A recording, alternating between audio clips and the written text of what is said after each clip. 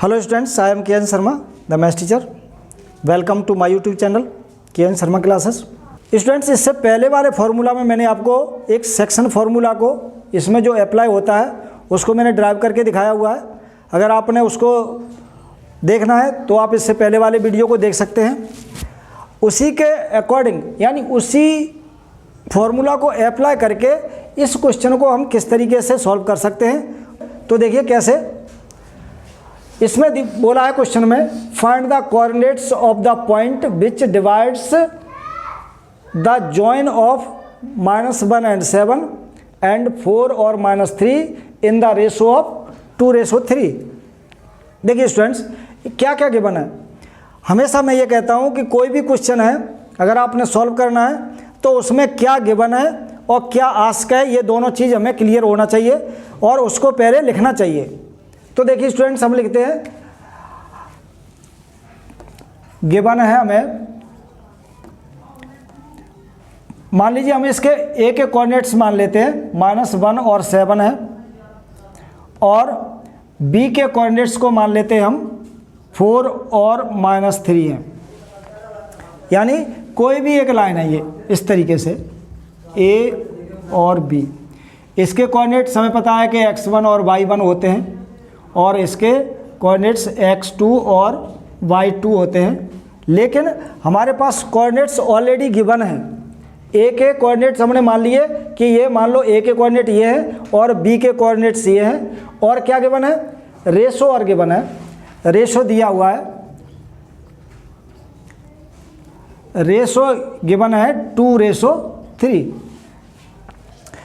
तो देखिए स्टूडेंट्स, यहाँ पे हमारे पास कोऑर्डिनेट दिए हुए हैं तो कोऑर्डिनेट से ही हम लिखेंगे।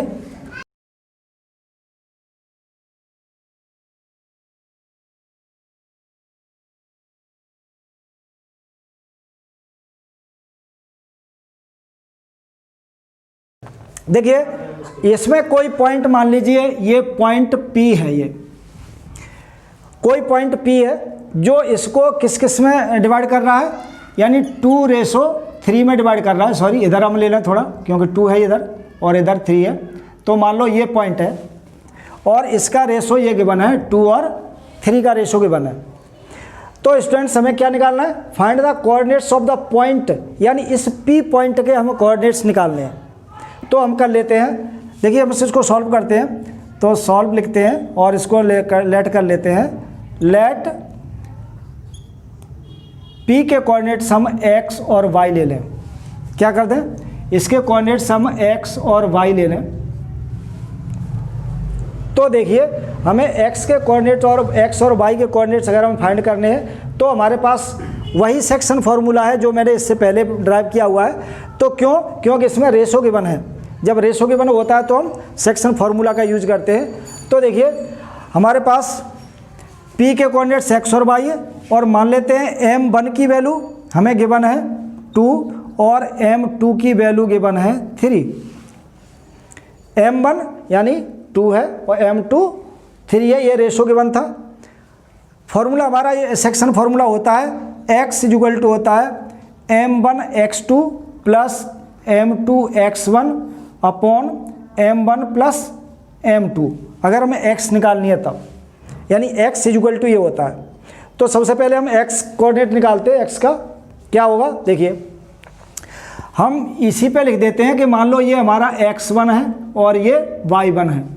तो और इसके ऊपर यहाँ लिख देते हैं ये x2 की वैल्यू है और ये y2 की वैल्यू है। अगर अलग लिखना चाहो तो आप लिख सकते हो कि x1 क्या है, y1 क्या है और x2 क्या है, y2 क्या है। लेकिन हमने इसके ऊपर ही दिखा दिया कि x1 की जगह पे -1 लेंगे और y1 की जगह पे 7 लेंगे और x2 की जगह पे 4 और y2 की जगह पे -3। तो देखिए वैल्यू रखते हैं हम इसमें, तो ये हो जाएगा x इक्वल टू m1 की वैल्यू हमारे पास 2 है, 2 इंटू x2 की वैल्यू, देखिए x2 की वैल्यू 4 है, 4 लिखते हैं, प्लस m2 की वैल्यू 3 है तो 3 इंटू, और x1 की वैल्यू -1 है तो -1 अपॉन m1 यानी 2 प्लस 3। हमने इसमें m1 और x2 और m2 x1 की वैल्यू रखी है और m1 और m2 को प्लस कर दिया नीचे। तो देखिए x इक्वल टू क्या होगा, 2 4 जा 8 और प्लस माइनस का -3 बन जा 3/2 और 3 ये 5 हो जाएगा। तो x = कितना आएगा, 8 में से 3 लेस करेंगे तो 5 और 5/5 तो = कितना हो जाएगा, ये x = आ जाएगा 1, यानी x की वैल्यू तो हमें निकल गई। इसी तरीके से हम y की देखते हैं। y = होता है m1/2 plus m2/y1/m1 plus m2, यानी x का कोऑर्डिनेट निकालने के लिए हमें m1x2 plus m2x1/m1 plus m2 लेना पड़ता है, और y कोऑर्डिनेट निकालने के लिए m1/2 plus m2/y1/m1 plus m2 लेना पड़ेगा। देखिए इसमें भी हम y1 और y2 की वैल्यू रखते हैं, तो y = कितना हो जाएगा, m1 की वैल्यू 2, y2 की वैल्यू -3 है, और m2 की वैल्यू 3 और y1 की वैल्यू है 7 अपॉन वही 2 + 3।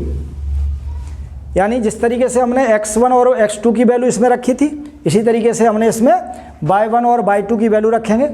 तो देखिए क्या है, y = हो जाएगा 2 3 या 6 माइनस का और प्लस का 3 7 जा 21 अपॉन 5। 2 3 या 6 है, प्लस माइनस का माइनस हो गया, और 3 7 जा 21 होता है, ये प्लस का प्लस है और अपॉन 5 है। तो y = कितना हो जाएगा, यानी इसमें से अगर हम 6 लेस करते हैं तो आएगा हमारे पास 15/5। इसमें से यानी ये माइनस का ये प्लस का है, तो प्लस माइनस का 21 में से 6 लेस कर देंगे तो 15 आएगा, और 15 आएगा तो 15/5 है, तो y = हो गया 3। देखिए स्टूडेंट्स, ये x की वैल्यू 1 थी और y की वैल्यू 3 है, तो हमारे जो कोऑर्डिनेट्स ऑफ p हैं, तो p के कोऑर्डिनेट्स कितने हो जाएंगे, 1 और 3। जिस तरीके से हमें इस क्वेश्चन में पूछा हुआ था स्टूडेंट्स, क्या बोला था, find the coordinates of the point, यानी इस पॉइंट के कोऑर्डिनेट्स फाइंड करने थे। जो बताया था विच डिवाइड्स, यानी P हमने लिया हुआ है इसको, जो इस लाइन को, ये भी लाइन को 2 और 3 के रेशो में डिवाइड कर रहा है। तो स्टूडेंट्स यही हमें फाइंड करना था। Thank you.